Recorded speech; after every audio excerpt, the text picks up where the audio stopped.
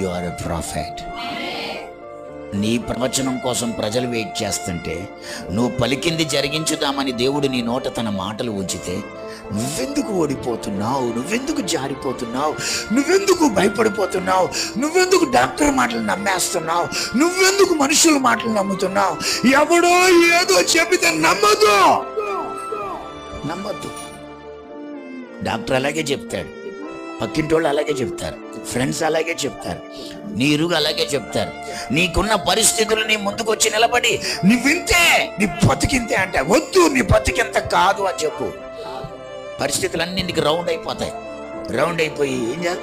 నీ బతికింతే, నువ్వేం చేయగలవు అంటాయి. కానీ నువ్వు విర్రజిమ్ముకుంటే అవి పారిపోతాయి.